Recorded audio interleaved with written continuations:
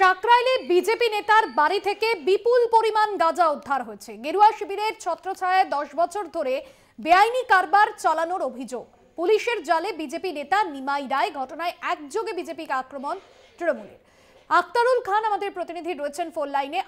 আক্তারুল, ঠিক কি অভিযোগ সামনে আসছে এবং পুলিশের এখনো পর্যন্ত কি পদক্ষেপ? এত পরিমাণ গাঁজা কোথা থেকে এলো?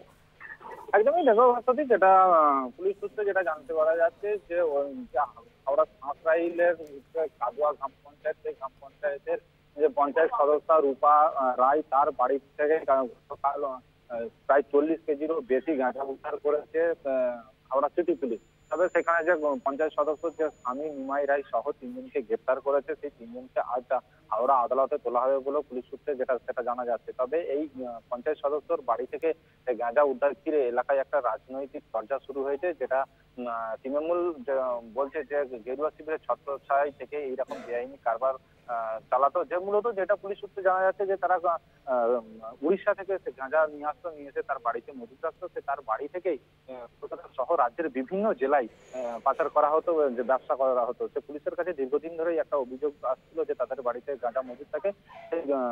সেই মোতাবেকই গতকাল হাওড়া সিটি পুলিশের গোয়েন্দা বিভাগ তার বাড়িতে হানা দেয়।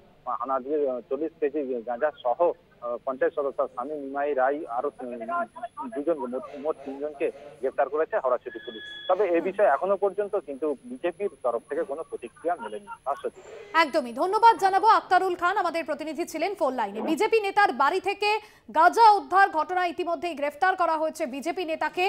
পাশাপাশি এই গাঁজা উদ্ধারকে কেন্দ্র করে বিজেপিকে আক্রমণ তৃণমূলের।